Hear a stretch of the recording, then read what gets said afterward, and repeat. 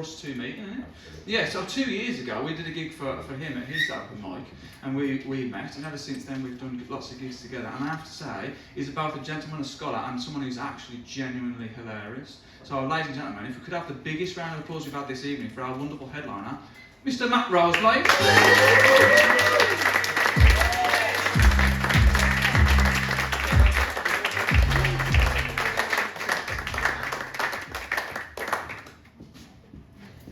Well, I was going to do 20 minutes of comedy, but I'd known Zach for 2 years, and you've not had a thing on this one. You and Poppy's mum? Sorry? You and Poppy's mum? Oh, I would love. I am his mentor at work. I've got to guide him. We need to talk. Let's sort him out. Right. Good. That's my responsibility for work done. So, who here is doing November? Good. Has it been like this all evening? Yes. I'm not doing November this year, not after last time. Last time I grew a big ginger handlebar moustache, and contrary to the evidence presented by this, I looked fucking amazing. I took it too far, I always do, I took it too far. I got some wax, and I waxed up the moustache till the ends were all waxy, and it pushed me well over the acceptable limits of Belendery. And that moustache had to go, but I didn't want to waste the wax because it was really expensive. So I used the wax to spike up every single pubic hair on my testicles until my bollocks looked like a pair of sea urchins. And I'm now barred from every aquarium in the country. So it's nice that autumn is here, yes? Yeah. No, autumn shit.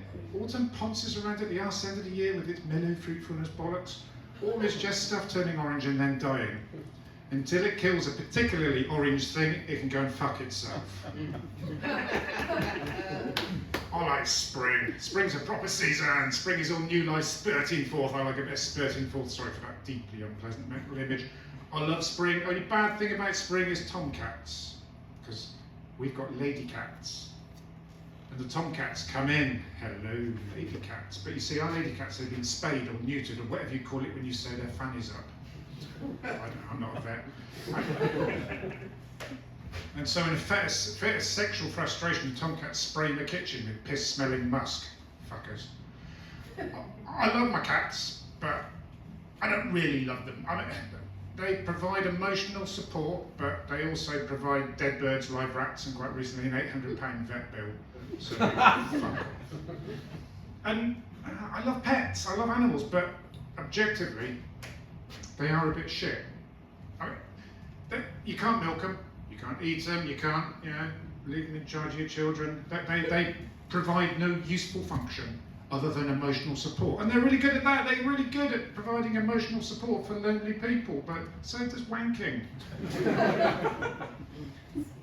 Unless your wanking is particularly specialist, you're unlikely to end up with a garden covered in shit. Now, a lot of my friends are getting dogs at the moment, and their children are grown up and they need something in the house that's needy and smashes things up and shits everywhere. And they get a dog and they're happy, and I'd probably be happy with the dog, but I just couldn't have anything in the house that can lick its own testicles, because the jealousy would destroy me. Although, I am 59 years old now. I'm getting older, they're getting lower, and I'm probably only a birthday or two away from that first longed for, salty, bristly, a little bit kebabby lick. That's going to be great, isn't it? I mean, that's got to be the best thing about getting old. That and having somebody else wiping your ass. That isn't just me who thinks that is a good thing. Who else would like to have somebody else wipe their ass? Yay! Yay! The degenerates in the forest. Good. What was it? Oh yeah, pets. The king of pets, the emperor of pets, the god of pets is the hamster. Let's hear it for the hamster. Yes, hamsters are brilliant. Hamsters are brilliant for 3 reasons. Reason number 1, every single hamster in the planet is descended from a family of hamsters found in the Syrian desert in 1928. That is a gene pool smaller than Lyndhurst. Sorry, where are you guys from? Tottenham. Fuck. Yeah. Don't know.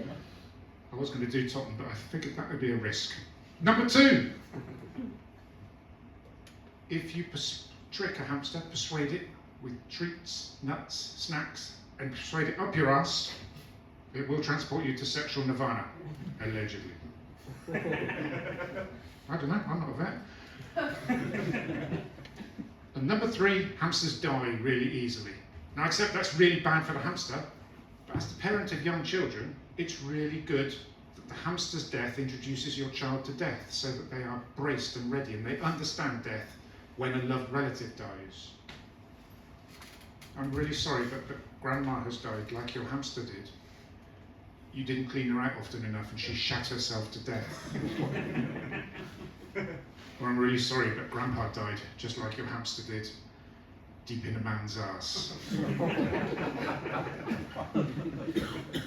Now I realise that is lowering the tone even after this sausage fest of people attempting to lower the tone, but you see, I'm going to broach a sensitive subject, and probably one that's been raised by every act so far. It doesn't matter. Prince Andrew, as was. Prince Andrew, when he was still a prince, did a 4-day taxpayer-funded tour of Bangkok. And in those 4 days, he had 40 prostitutes sent to his room. 40 prostitutes in 4 days. That's more than most of us manage in a year.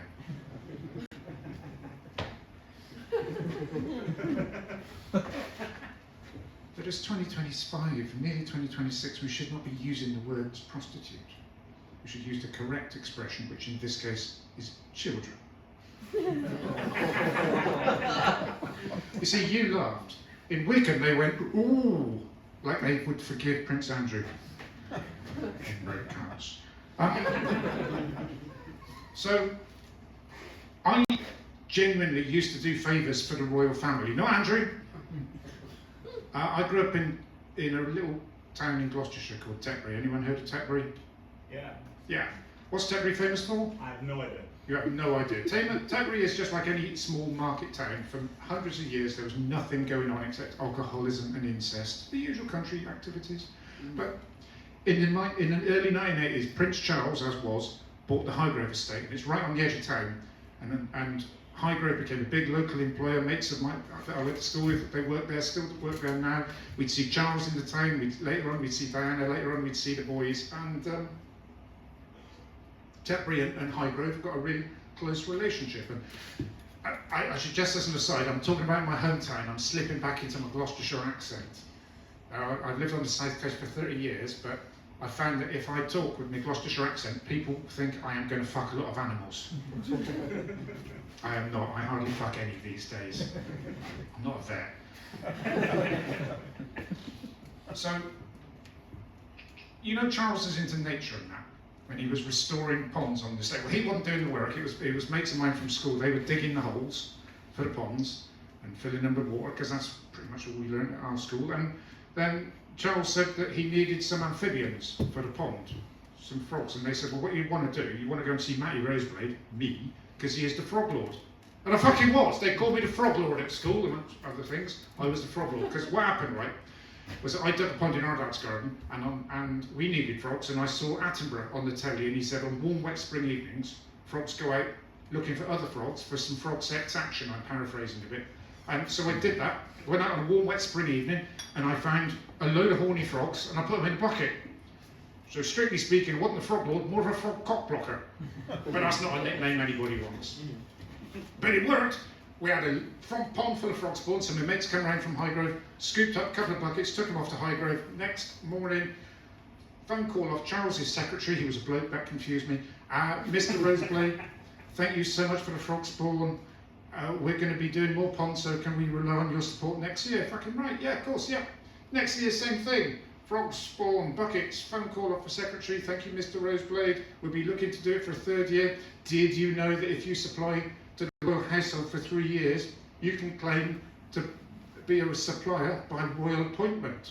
You can call yourself Matty Roseblade, frog spawn supplier, by royal appointment. You can put the 3 feathers up on your house. Fucking hell! Royal appointment! That is not just keeping up with the Joneses, that is fuck you, Joneses, you Volvo driving pricks! When the third year come round, we was getting pretty excited, and then we got another call off the secretary a couple of weeks before the agreed frog spawn collecting time, and he said that Diana and the boys, they'd have been like 6 and 8 at the time, Diana and the boys were really keen to come and help see the frog spawn being collected, and I said, well, that'd be brilliant, but they've got to help produce it, and he didn't pick up on that. Now, despite what they tell you in fairy tales, princes don't actually have anything to do with frog spawn production normally. But you see, we've got a problem with our frogs. They weren't breeding right.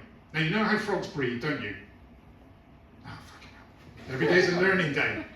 Right, so what happens is that the female frog, she lays her eggs in the pond or the stream, and then the male frog, he comes along and he jizzes all over them. Biological fact. And because it's in a pond or a stream and there's dilution or a current, he needs a lot of jism. You would not believe how much spunk there is in a single male frog. Genuinely, their volume of mess is like bigger than the volume of the frog. They defy science. If a frog starts coming in your direction, it is like a semen tsunami. And the problem was that our male frogs weren't doing the spunking. But that's all right. I've worked on farms. I am very familiar with the techniques of artificial insemination, and that's what we was going to do. Not with our own spunk, that'd be weird, too Jurassic Park, but we was going to just wank off the frogs. Now, given that you don't know how frogs breathe, you probably don't even know how to wank off a frog, do you? So, here you go, life lesson for you. How to wank off a frog properly. First off, you get your male frog and you hold it between thumb and forefinger under his arms, like that, because that way you can twizzle his tits. No, I accept they are amphibians and strictly speaking do not have tits, but they do like it. Not as much as they like this. But I think everybody likes that except Jeff, who just went, oh. You do like it. Everybody in this room likes it. And then you've got to support their legs, because they've got strong legs and they tend to kick out a bit when they come. I guess we all do, don't we?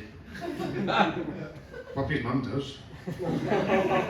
Banging both sides of the van then. And yeah, you've got to protect their legs, because they can do themselves nasty. And then with the third hand, you wank them off.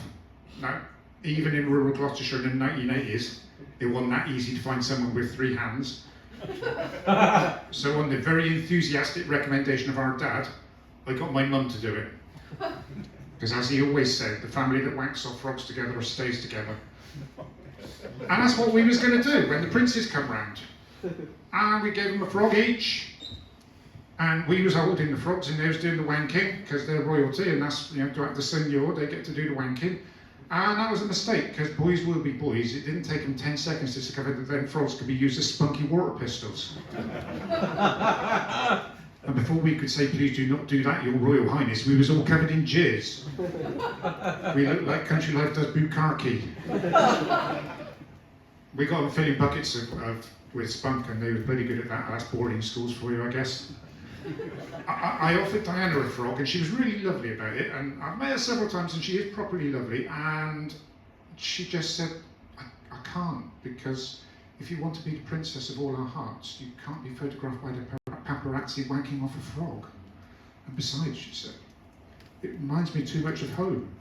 Don't know what she meant. But she reached out and she touched me. She's lovely. And she said, I just want to thank you for introducing the boys to the ancient royal tradition of spunk jousting. I had no idea what she meant. And she could see I had no idea, and she was like, I bloody knew it! Fucking Andrew!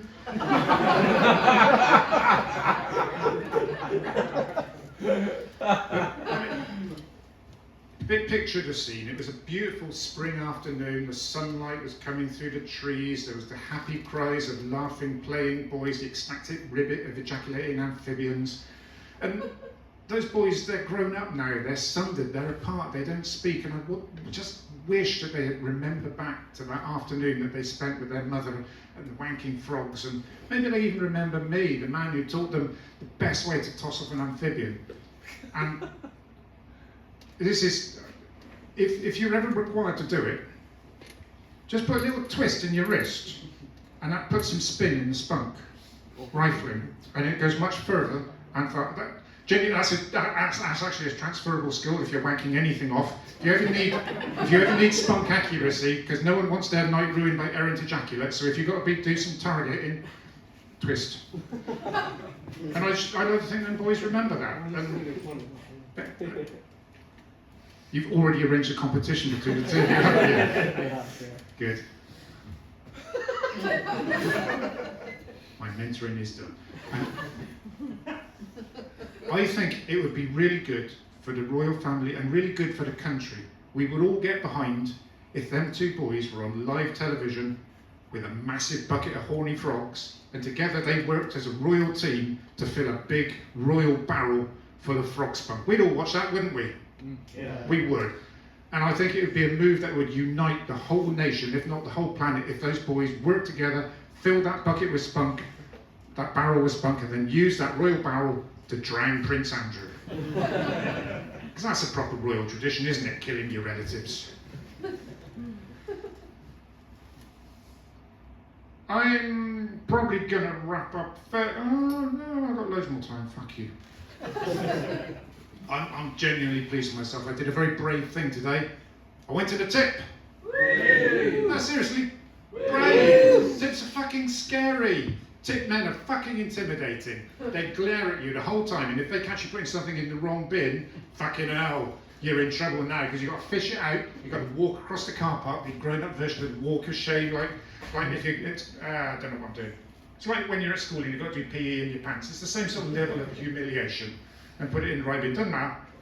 I didn't do that. I put everything in the right bin, and I looked down, and I saw that someone had dropped their pornographic magazine collection in the bin. And for you young ones, in the old days, that's how we used to masturbate. And I looked down at this pulped pile of papier-mâché porno, and I said to the skip man, "Oh mate, that's all wrong. Skip over there's for hardcore." 11 years in comedy, that's the only joke I've written. He just looked at me like I crapped on his foot. It doesn't matter. Right, I'm going to end on a love story, because everybody loves a love story, don't they? Because my wife and I, we have been together since we were both teenagers. And throughout that time together, throughout our relationship, the music that we're into, well, strictly speaking, the music that I'm into, is how we make love. Let me explain. When we first got together, as teenagers, I was really into punk, and our first sexual experiments were just like a punk rock single. They were fast, energetic, vigorous, lasted about 2 minutes. Quite a lot of spitting. And then I got into metal, and our sex was like metal. There was lots of leather, lots of studs, lots of...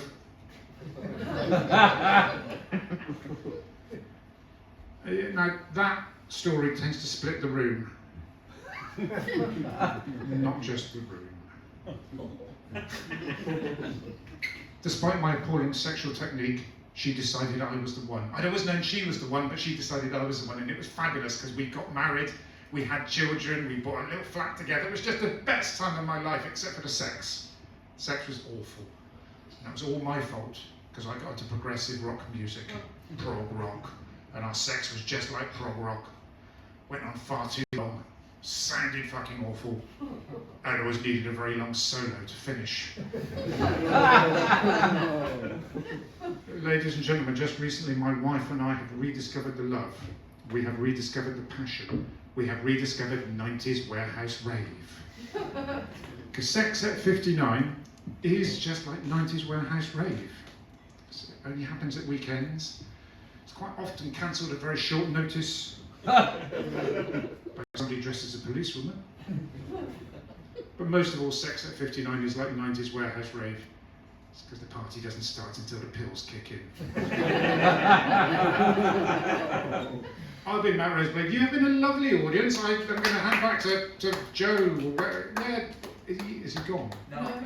Can't see a fucking thing under these lights. Ladies and gentlemen, your host, has he done a good job this evening? Yeah. Big hand for Joe Fortis, sir.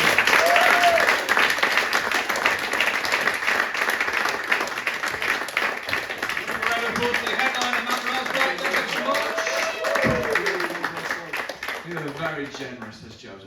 Thank you.